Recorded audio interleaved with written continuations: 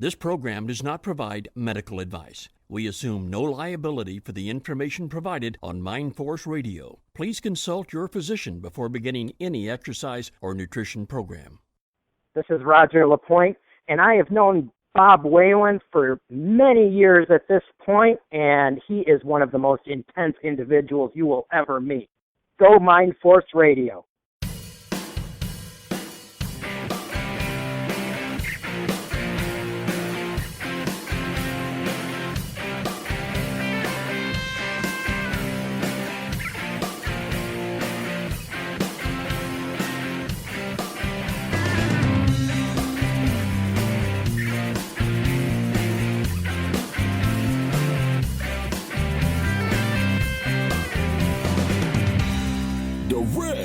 From Mind Force Radio, this is Natural Strength Night with Maximum Bob. On Natural Strength Night, we don't talk about the other things Bob likes to talk about. Tonight, we only talk strength training. When I say strength training, I don't mean training like punk-ass goons in the muscle magazines who jacked up on juice, steroids, and PEDs. I mean natural strength. Strength built on good food, heavy weights, and no shortcuts. If you want to learn about real natural strength, weight training the right way, the old school way, stick around. Bob and his friends just might teach you something. He's here, the host of Natural Strength Night, Maximum Bob Whelan. So tonight we're going to get to know Professor Louis Attila. And in my opinion, he is definitely one of the most underrated of the great Iron Game old-timers. Most people are very surprised when they hear how much this guy did. I would for sure put him in the top 5, maybe the top 3 of the all-time great strongmen. And for a lot of people, he could be the best, which is going to be strange for you to hear, but you don't realize that he was the forefather of a lot of the stuff we're doing right now. He was really the father of it all. He was the original strength coach and personal trainer. I have a huge poster of him on my wall in my garage. It used to be on my gym in D.C. for like over 20 years. Now it's on my garage. Vic Boff gave it to me.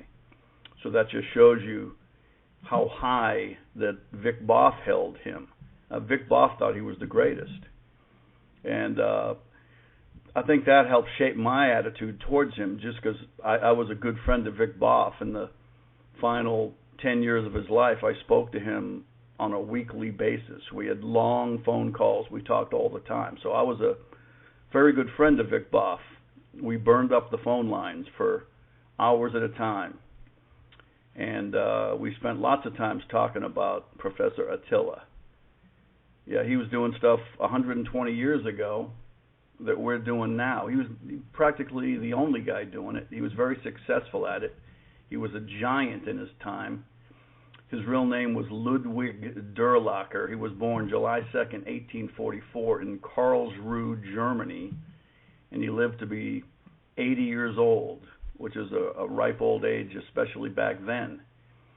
He was very well educated, and he studied in Berlin under a professor named Professor Ernst.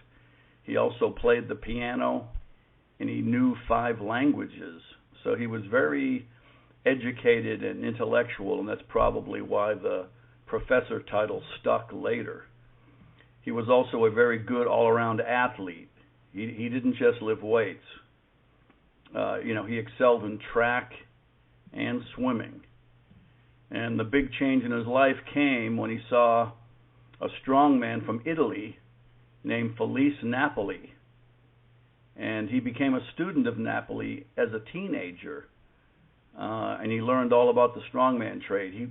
There was a lot to it. It wasn't just learning how to train. It was also learning how to perform on a stage. Because, back then it was a lot of, just like later in vaudeville, it was a lot of performing. It was almost like acting and strength combined. So he had to learn the skill of staging and costumes and posing and showmanship and all of the trade and craft of being a strongman performer as well as just training with weights. So he spent a few years learning that with Napoli.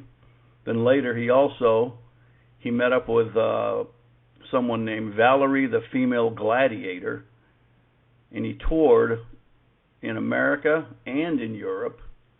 And then later he changed his name to he got the Attila name from the leader of Attila the Hun, so he became Louis Attila, and people stuck the professor name on there, so it was Professor Louis Attila. And in approximately 1866 or 1886 or 1887, he began to focus more on opening up gyms and cutting back on his strongman showmanship. So he opened up his first gym in Brussels, Belgium, and he later also had a gym in London before he came to America and opened up his famous New York City gym. But in this first gym that he opened up around 1886 or 1887 in Brussels, Belgium, this is where he gave a young war deserter. He was actually a deserter from the German army. I think it might have been even known as under Bismarck, but it was Carl Friedrich Mueller. And he came wandering in the gym one day, and he just needed a job, and Attila gave him a job as a janitor. And I'm going to embellish this a little bit, but it's probably close to being true, because he was just a kid who left the German army. He went over to Brussels, Belgium, which is right next to Germany, got a job as a janitor in the gym, and all he did was be a janitor. And he asked if he could use the equipment, and Professor Attila said, sure, as long as you get your work done, as long as you clean the bathrooms and sweep the floor and do all that, when you're done, you can use the equipment. Well, Carl Friedrich Mueller had very good genetics, and he worked real hard. He did his job real well. He cleaned the toilet, swept the floor, wiped down the equipment, did everything he's supposed to do. And then when he got through, he was able to use the equipment. Well, it didn't take long before Carl Friedrich Mueller got big and strong and got unbelievable results. And pretty soon he was like the biggest, strongest guy in the gym, even matching Attila. So that caught his attention. So Attila he said, you don't really have to do this toilet cleaning anymore. Maybe I can be your coach. So that's pretty much how it happened. Mueller later changed his name to Eugen-sandow. So the professor, he's probably most known and most famous for that. He's probably more famous for being the trainer of Sandow than he is for anything else. But he did a lot more than just discover and train Sandow. And the funny thing is, back in the time of the late 1800s, Attila was extremely famous. But his fame didn't last for some reason. I mean, as the years have gone on, his fame has faded, and every generation later has kind of had less memory of Attila. But the opposite of true is of Sandow. It seems like the more time goes by, the greater the image of Sandow gets. I mean, Sandow's image is huge still. Almost everybody knows who Sandow is, but most people don't know who Attila is. It's hard to explain why, but for some reason it's just true. So that's why I picked Attila, because I just want to make sure that you realize how great this guy was. He's just as elite as Jowett, Hackenschmidt, and Sandow if you rate him by his achievements. Just like Vic Boff said, only the most knowledgeable physical culture enthusiasts know about this. They know about how great he was. This is a quote from Vic Boff. Okay, Vic Boff said, "Professor Attila was one of the greatest men, if not the greatest, in the history of physical culture and the iron game. He was like the father of it all." And then Bob Hoffman stated in Mighty Men of Old, quote, "The modest Attila, designed to remain in the background, never seeking publicity, for he had built a better mousetrap, and the world beat a path to his door. Modern strength athletes owe more to this man than to any other." That's a quote from Bob Hoffman. Some of the things he did, he was the originator of the shot-loaded globe barbell. And prior to this, only globe dumbbells were used. He invented the bent press, the Roman chair, the Roman column, and many feats of strength, including the art of tearing poker cards. He was also among the first to encourage women to train with weights. He was also the first man to bench press over 200 pounds. And later, when he came to America, I think he came to America in 1893, but in 1894, he opened up his gym, and it was a physical culture studio, is what they called them then. I even called my gym in D.C. a physical culture studio. But he named his gym Attila's Athletic Studio and School of Physical Culture. And then later, I'm going to embellish on this too. This is probably true, but I'm just embellishing a little bit. But there was a gym rat hanging around the gym all the time and probably hitting on Attila's daughter, because Attila had a hot young daughter named Grace, probably hanging around the gym all the time, training, because, he was one of the first people to encourage women to train. So, Grace was in the gym all the time, and, she probably looked good. And one of the gym rats, always in there, his name was Sig Klein. True story. So Sig Klein was going out with Attila's daughter, Grace, and later they got married. And the famous Sig Klein's gym that stayed in New York City until the early 1970s. After Sig and Grace got married, Sig inherited the gym and changed it to Sig Klein's gym. So that's a pretty interesting story. And something that makes it even more interesting is the great Bill Pearl. And the story's in my book, Iron Nation.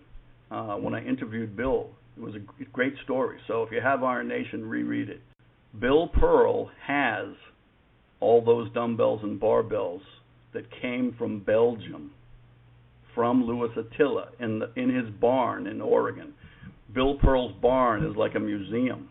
So before Sig Klein died, he wanted to find someone to give all this, historical equipment to that would appreciate it, because back in the 60s and 70s, people didn't really appreciate physical culture history like they do now. I mean, there were some that did, but it wasn't a huge audience like it is now. Sig wanted to make sure he found someone that really appreciated it, so he gave stuff to Bill Pearl. Some of the other things that Professor Attila did, in addition to coaching Eugen-Sandow, he also coached a lot of other famous people. I mean, he coached Warren Lincoln Travis, strongmen Barker, Lionel Strongfort, George Rolandow, Louis Cyr, Bobby Pandor, Adolph Nordquist, the boxer gentleman Jim Corbett, and lots of others. I mean, he had kings and queens knocking at his door. He was a consultant to King Edward of England and King Christian of Denmark, and I may not be pronouncing this right, but King Haakon, or Haakon of Norway, King George of Greece, and the Tsarine of Russia, Baron Rothschild and Alfred Vanderbilt, and these are just some. I mean, there's a long list. If you go to Google, you can find tons of stuff on them, but this is just a short list of some of the people that he's either trained or consulted with. There were many, many more that were just visitors to his studio in New York. In his day, the professor was one of the most respected men in the iron game. So just remember, he did a lot more than just discover Sandow. Just as Bob Hoffman and Vic Boff stated, we owe a lot to this man, perhaps more than any other, for laying the foundation of physical culture. Coming up next, we have legendary pit gym powerlifting coach. Dick also served in both the U.S. Navy and the U.S. Army, so thank you for your service, and welcome back, Dick. Thank you, Bob. I tell you, I never knew how much you knew. I guess I'm a little bit, because of my age, a little bit lost, and I used to read some of the strength and health strongman, old-time-strongman articles, but was always looking for what's new and really missed out. You got amazing knowledge of all this, and I guess these young people that nowadays have access to this. I just didn't really know that because I'm still a book guy. I could imagine what kind of a book you could put out. Of course, I know that would take lots of time and effort, but the pictures and the stories you know about these guys. I try to embellish it a little bit and make it funny, but that does help you remember and kind of see the picture a little bit. Well, yeah, I think so. And, I've often thought guys will constantly ask the question in a gym still, how much can you do and how much can you do and how much can you do? I always thought if I wanted to be good at something that nobody could do, and I could probably walk in almost any gym in America, fitness center in America, if I was capable of doing a 200-pound bench press, there would be nobody there that could do it. Right, and especially when you think back then, it's like Attila had nobody practically. I mean, there were strongmen around, but if you compare the people that he could have help him, there was only a handful of people in the whole world that could really help him. That's it. Yeah, it's an incredible history, and of course they fought against some tremendous odds. People don't realize how, but weight training was just, even when I was a boy, was just so looked down upon and just so prejudiced against. We really have had a lot of prejudices in this country that have been overcome. But the weightlifting world had a long, hard road. I mean, people would refuse to believe what they actually saw some guys do, believing that you got muscle bound, believing that you got slow, and et cetera, et cetera. I've got my own opinion as to why people believe that, and it was more, in my opinion, on just plain jealousy against those people. But anyway, you got a heck of a knowledge of the stuff. Well, thanks. One of the reasons some of these stories came about is because people were brainwashed that athletes didn't lift weights. So that attracted a lot of non-athletes because they couldn't really do anything else. If a guy wasn't a good baseball player and he wasn't he didn't play sports at all, a lot of those people they gravitated to doing sports they could do by themselves. And probably in the early 1900s, a lot of kids who just weren't athletes, but they were always getting picked on, just like the cartoon getting kicked, sand in your face and stuff. They kind of gravitated to lifting weights because they could defend themselves from bullies, and they didn't play sports. So since they never played sports to begin with, I mean, the guy got big and strong after lifting weights, and he never could catch a ball. Okay, that's why he started lifting weights in the first place, because he never could catch a ball, right? But then later, when he gets bigger and stronger, and someone throws a ball at him and he can't catch it, then a lot of times they would say, well, that's because of the lifting, or that's because of your muscles, when he never could catch a ball to begin with. So it took a long time for people to finally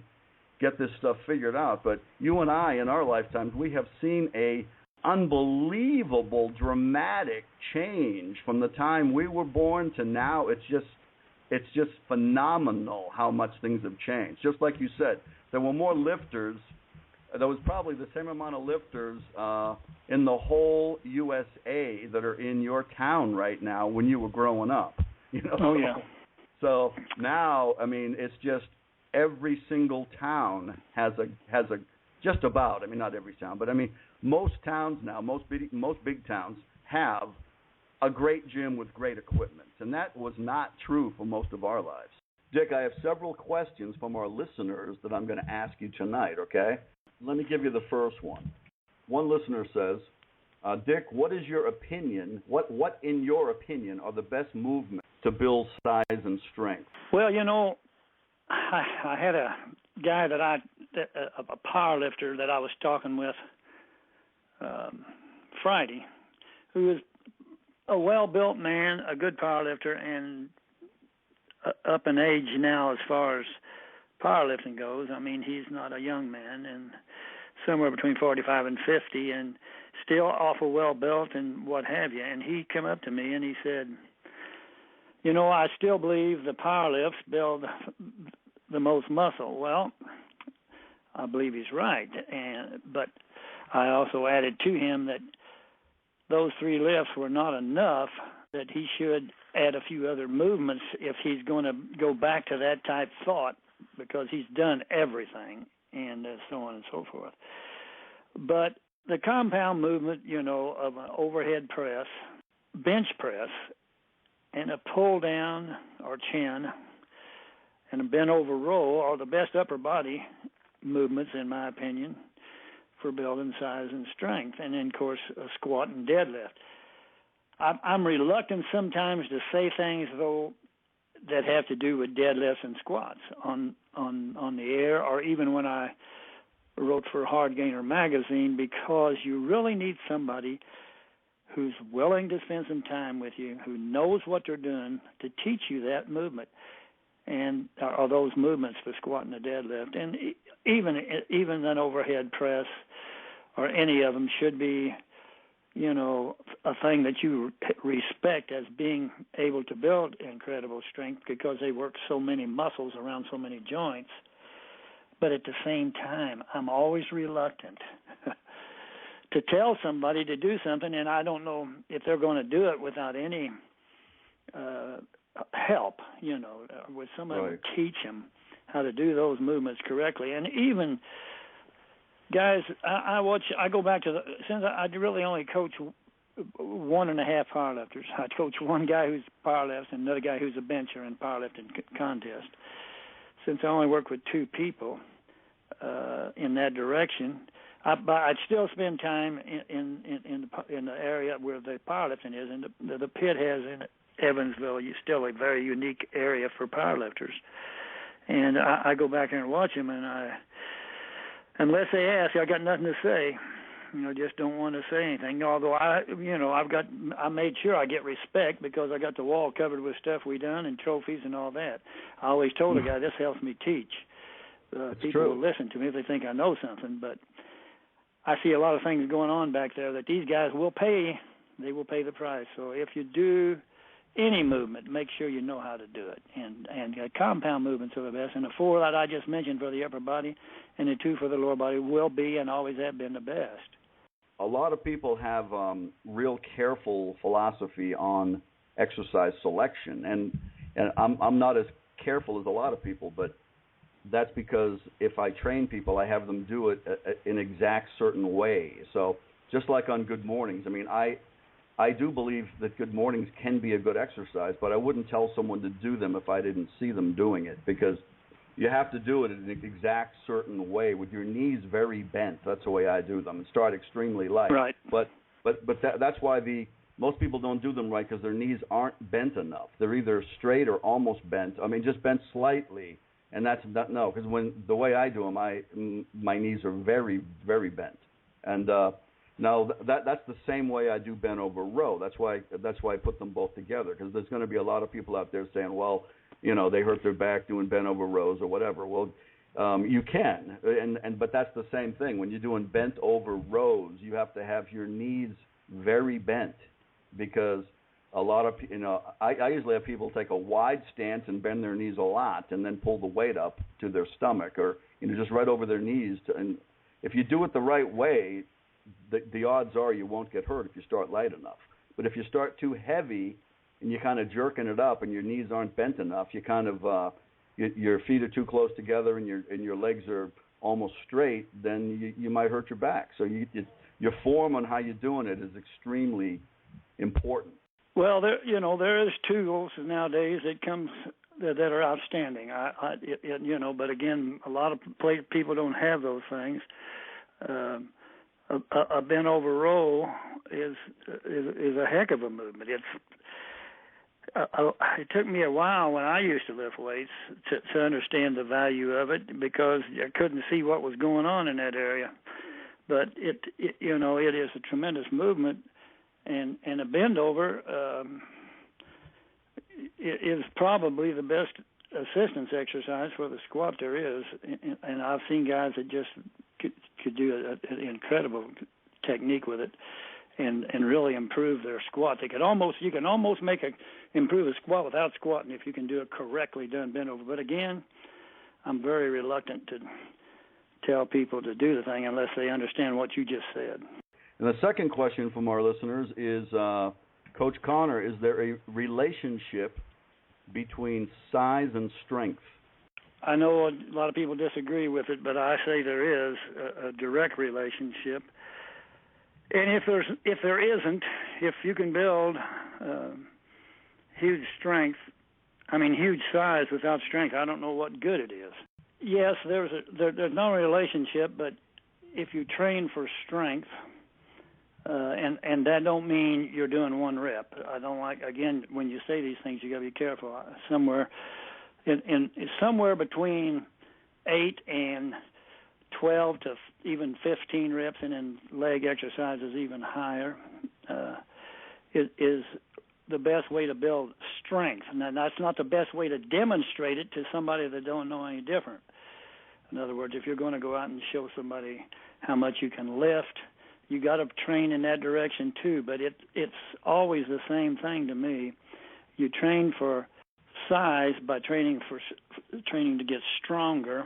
And when I lifted weights when I was younger, I guess I caught on to that more by ego than anything else. Training at Leo Stern's gym, he had some super strong people in there in that era. Great pressers, overhead pressers. I mean, to me they were. And, of course, I would say they were probably the second best in America other than York, and with the Olympic team, and a lot of Olympic lifters trained because they had some good Olympic lifters there. And when I was there, those guys that had the most strength had the best bodies. Mm-hmm. So I tried to get strong like them, and I built the size from that direction. And I've always trained people that way, that there's got to be progressive strength training. You've got to get stronger. And you keep a record, like you've mentioned before, of where you're at. If you can bench press 120 for 10 reps, then you need to, if you want to have a bigger muscle in what muscles that bench press develops, then you got to get that where you're benching 10 pound more with the same amount of reps. It's a simple thing, and as you said before, very simple. You keep a record.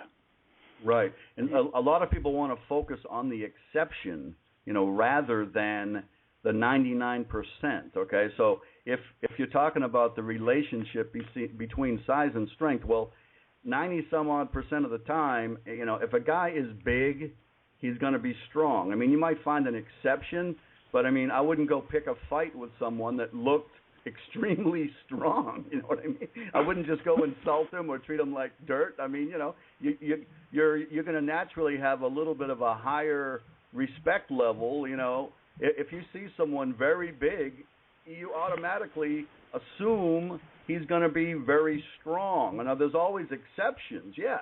You might find somebody with extreme genetics, like in powerlifting. You've seen people who look light, they look kind of skinny, but then you're amazed at how strong they are, But these are the genetically gifted type, but rather than focus on the exception, I agree with what you just said. I think common sense-wise, most of the time, if you're big, you're strong, and if you're strong, you're big. There are exceptions, but that's the vast, vast majority of the time. That's the way it goes, We'll be back with more right after this.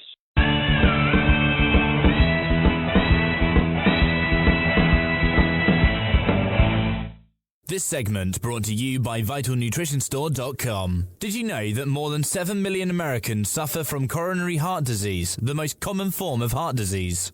Regardless of your age or condition, adding Cardio for Life to your daily regime will dramatically improve your cardiovascular condition.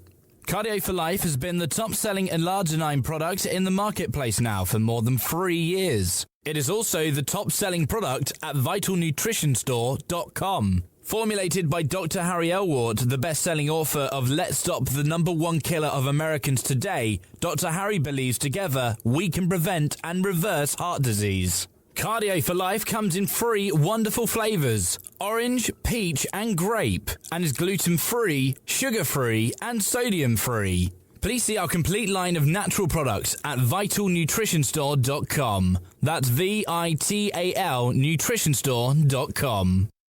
Randy Roach shocked the world with the release of his first volume of Muscle, Smoke, and Mirrors several years ago. It was a masterpiece of over 500 pages with such in-depth research and detail that it was not only surprising, but shocking and mind-blowing.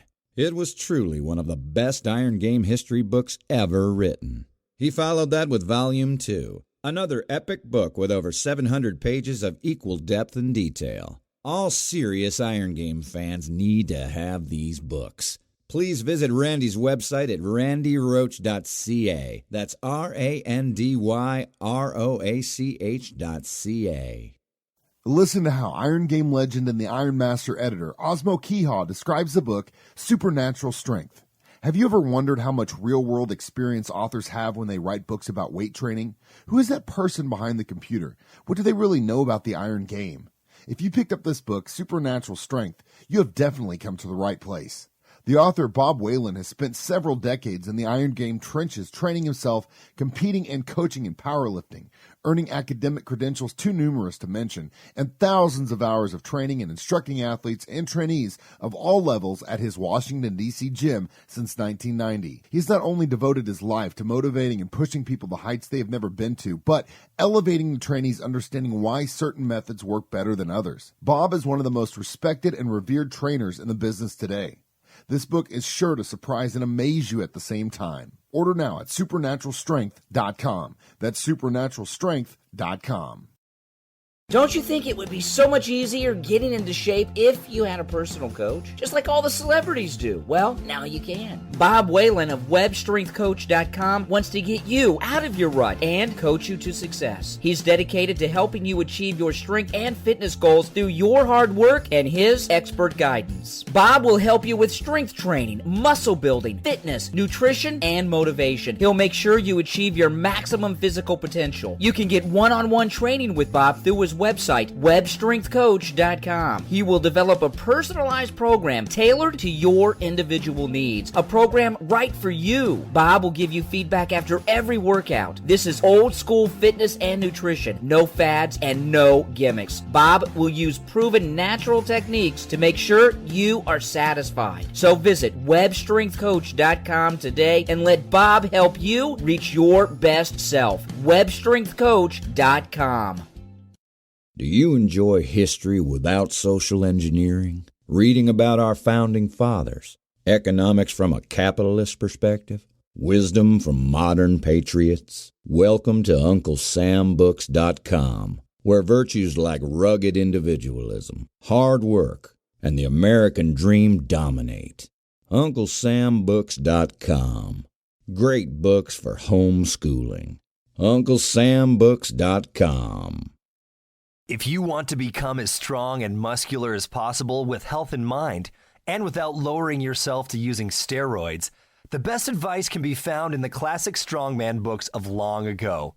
These are the best books ever written on the subjects of strength training, weightlifting, strongman training, Iron Game history, and old-time physical culture.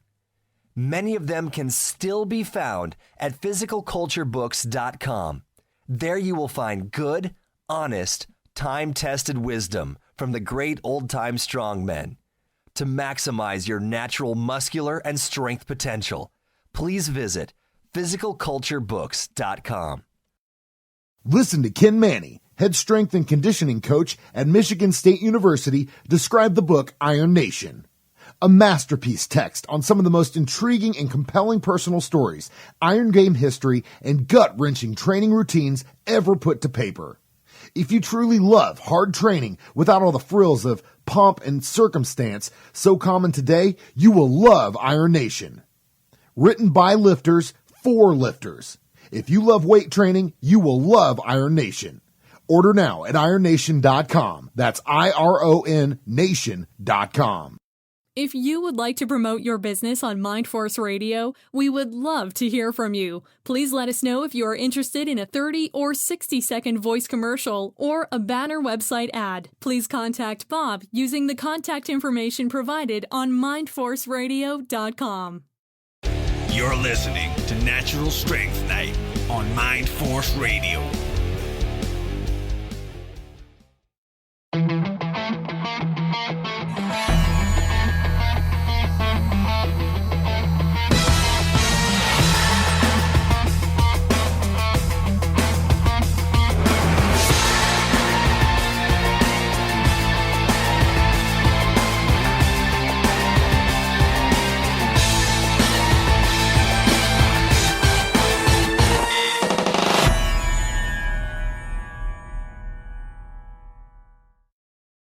Question number 3, Dick. This is if you are an ordinary trainee, right? Ordinary regular guy working out in the gym. You're not training to be an elite competitive lifter, or you're not competing for training to be in an elite competitive event. You're training for fitness. The question is, if you're training for fitness, you're a regular trainee, can you build strength and endurance in the same workout? Yes, you certainly can, and I might get in a lot of trouble with this one from a lot of people, but I believe, again, we don't have time, and we are never going to be able to keep people's attention long enough to grasp onto this, but strength training, when a guy, let's put it like this, when I used to do the 20-rep squat, I had no intention of building any endurance. I was not interested in it. I was only interested in getting bigger. When I went on the police department, they had a physical fitness test. I didn't know anything about the physical fitness test. I wouldn't have done it nohow because I was afraid I was going to lose something if I'd done something like that. But I got the highest score they had ever had on the physical, and I'm not bragging about anything because we weren't the men back then they are now. But I got the highest physical fitness test, which was primarily a test of endurance. And I did not do any so-called endurance work at all. I'm telling you, if you get a guy to do a 20-rep squat, he builds incredible endurance. And I train guys now, and I have them go from one exercise to the next without basically stopping almost at all. And I've had more people, and it has not been 14 days till a guy who's a retired emergency room surgeon told me, he says, I cannot believe my blood pressure from doing this type of training. And, basically it's just good technique and getting from one exercise to the next.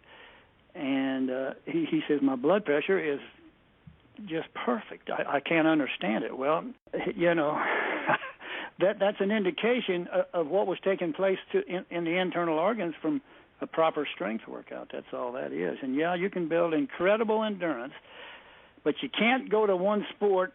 You can't switch over to being a miler without running a mile. You got to understand you got to be sport-specific to get good at whatever you want to do, but you can build endurance with weight training. Now, if you do a set of curls and then rest 20 minutes, no, you got to move on.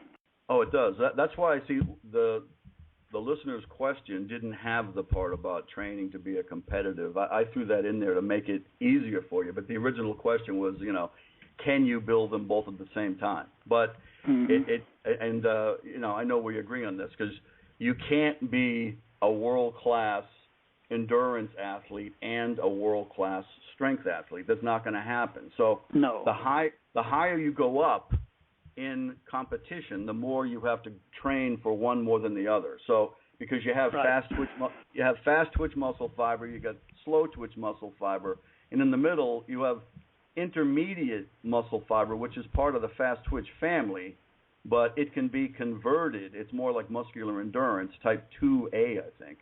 But that fiber can be converted to fast or slow twitch depending on your training. So if you're an extreme strength athlete, you're going to convert a lot of those intermediate fibers to fast twitch. But if you're an extreme cardio athlete, you're going to convert some of those fibers to slow twitch. But you don't have plus you're competing with other world-class people who are doing everything possible to be world-class. So you have to pick. So that's why I changed it. So if you're an ordinary guy training, you can do both at the same time. But if you're getting up really high and you want to be elite, you kind of got to pick one or the other, But, you can't there's actually a price to pay, in my opinion, at both ends. Yeah. If you can, the wasting away of muscle with marathoners, to me, is not a good plan. Or the use of steroids to build great muscle size. It isn't. They're both. If you want to do that, that's your business. Yeah. Although I just had a friend that I know who was 45 years old, that were one of the best built guys in town, used steroids for some years. A great guy, and he's working out, and all at once he's got problems, and they take him in, and he's had to have surgery and stents put in and everything else. I mean, he's got to be the best looking guy laying on the table in the hospital. Right. But the problem now with steroids is they're so common, they're everywhere. It's like you can just walk into a neighborhood gym, and it's not. The thing is that bothers me, because I just went into a local place down here. Every now and then, because you need motivation because you get tired of your own stuff sometimes. So every now and then, I'll go pay a one-day price and go train at a gym just to get some new atmosphere, But I do most of my training with my own stuff in the garage. But just going in for a one-time, pay $20, get a workout, and when you look around, I mean, there's old guys now that are doing juice. There's no doubt about it. I mean, because it's like you kind of expect to see kids in their 20s doing it, but when you're seeing guys in their 50s doing it, but there's a lot of them, And, it's just amazing. But it's so common. It's just just because you look. Sometimes you're right. They'll look really good, but they'll be one of the most unhealthy guys. They'll drop dead, even though they'll have a good-looking corpse. Yeah, it's here to stay. There's no getting away from it. What is your definition of usable strength? Just here recently, I heard that question in the gym, or a statement. This young man who I should have been. I felt bad the way I talked to him. I mean, I didn't talk harshly to him. I just kind of ignored him, and I shouldn't have, because I didn't like. He's come in pretty forceful. He's probably 19 years old, and he's got too many answers, and so on and so forth, in my opinion. But he was talking about building usable strength, and I seen him just yesterday or Wednesday, and he was doing deadlifts, jerking them like a wild man off the floor. And he's associated, in my opinion, that if you're moving a weight fast and jerking and yanking on stuff, you're building usable strength. You're building strength in a way that if you move slower with the weight, it's not usable, it's just showy. Good technique will work the muscle harder, and they don't have to be done in any specific speed, but you have to keep the barbell under control throughout the movement, in my opinion. And I know that's getting a little bit off the question, but there are people who believe that if I use, and we have used ever type thing at the gym, we used to have a street strongman contest. We had it many times, and it was really a big deal in town at one time, to the point where the city let us close off the street, and they'd sent the fire department over, and they'd done all kind of things, had police there, and it was really a big deal, where we had a strongman contest. Well, a lot of guys that trained for that felt like that they were building usable strength, whereas a barbell curl isn't usable strength. And there's no connection to any of it, in my opinion. All of it builds strength, and all of it builds usable strength for something. Now, you certainly have what we call show-away muscles, and if you spend all your time working on those, you probably won't have the kind of body you could have. In fact, I know you won't. I mean, I just really think that guys get carried away with the idea that if I carry the sandbags or if I do clean and jerks, that strength's more usable than a guy that does a more strict style overhead press or strict style bent over row or whatever. It's, I think it's that these guys are, and I might have thought that way myself at one time because I used to try to do some of the Olympic lifts, and that would led to believe, I suppose, that would build a strength that was more usable for anything that I would be doing, but it's not, in my opinion. All right, thanks a lot, Dick. Let's go to the next one. What, in your opinion, is the biggest mistake made in training for natural bodybuilding? Well, I tried to use an example the other day in the gym. A kid's got a heck of an upper body, and he's training another guy, and the other guy's got a gifted calf muscle on him. I mean, he's got a long-bellied, huge calf muscle, which the other guy doesn't have. The guy that's got the outstanding upper body and fair legs, his legs don't come close to his upper body, but his calves are just not there. They look about like mine. And the biggest mistake is when you start out, and when I used to train bodybuilders, and I trained one guy that won Teenage Mr. USA, and I trained another guy that won Mr. Indiana, and I won a guy that won Teenage Mr. Indiana, and fourth in Mr. America, and that kind of thing. So I've been around some pretty good bodybuilders in my life. The very first thing a guy wants to do, if he really is thinking about being a bodybuilder, is train all the muscles. But don't get carried away with the idea you got to do 10 sets of calves. You will burn yourself out, and you'll say, and you'll end up just training your favorite movements.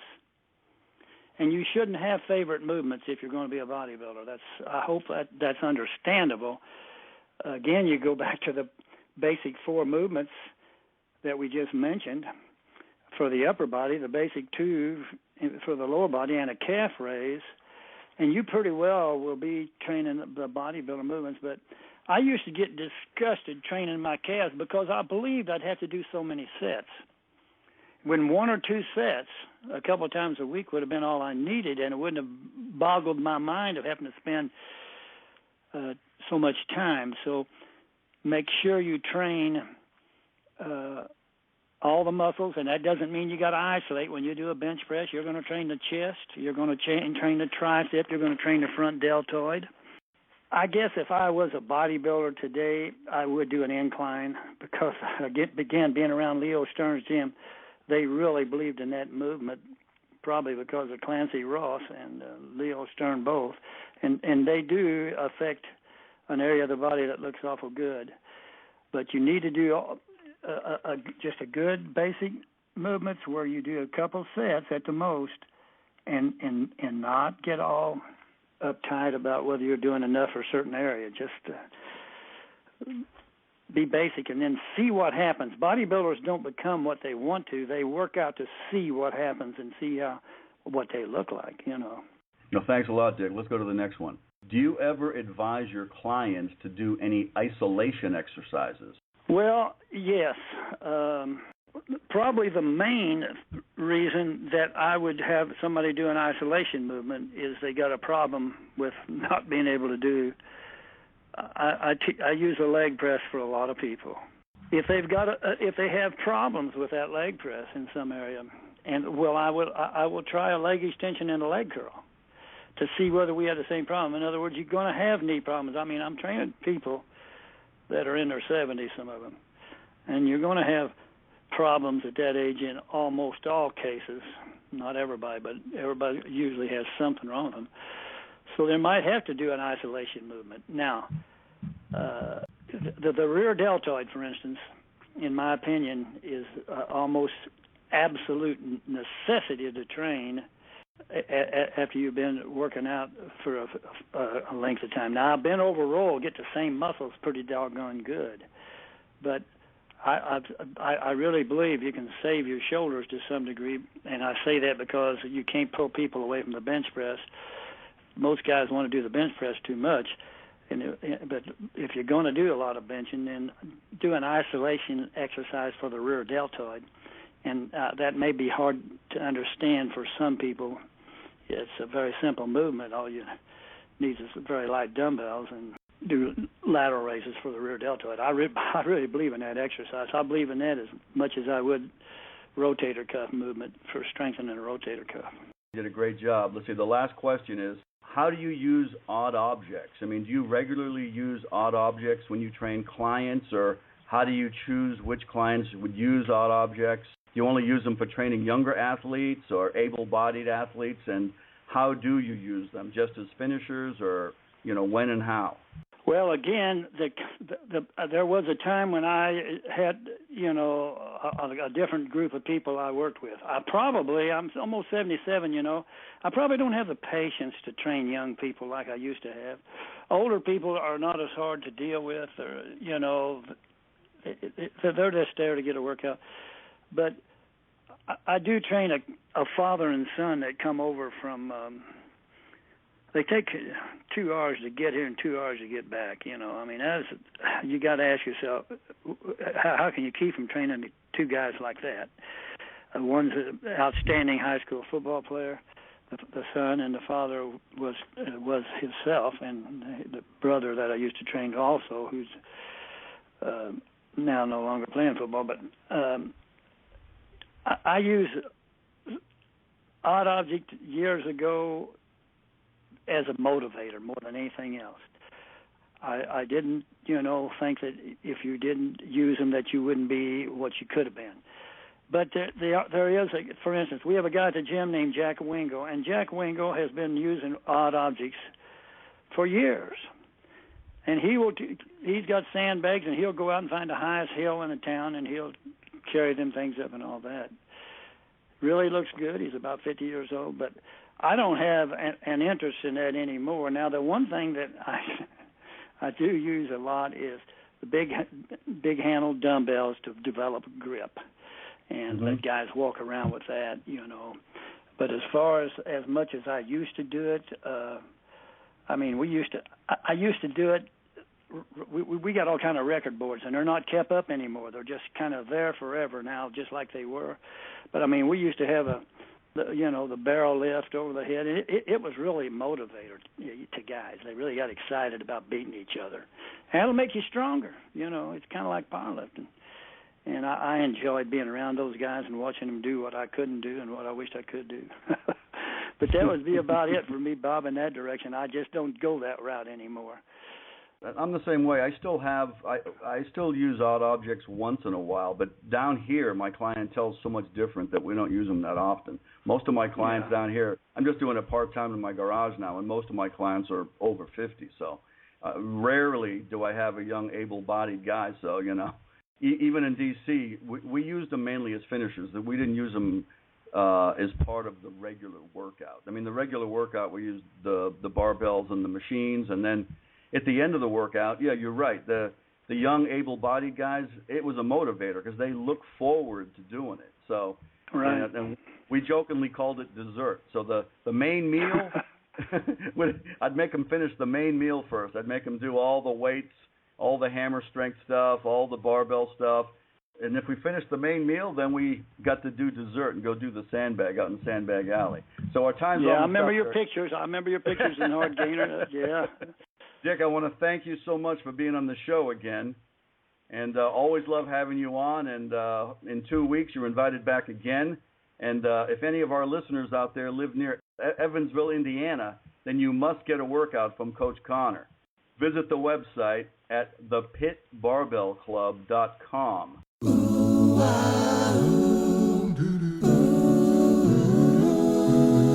Don't be a flamingo, you have to do your squats.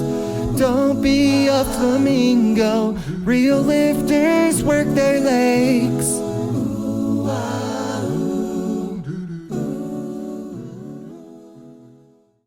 That's going to do it for this edition of Natural Strength Night on mindforceradio.com. Please bookmark that website, mindforceradio.com. Bob is always looking for new writers for naturalstrength.com who are old school, hardcore, write with passion, and have a strong anti-steroid stance. He also wants your training questions so they can be answered on the show. Please send your articles and training questions to Bob at mindforceradio@earthlink.net. Thanks for listening. See you next time.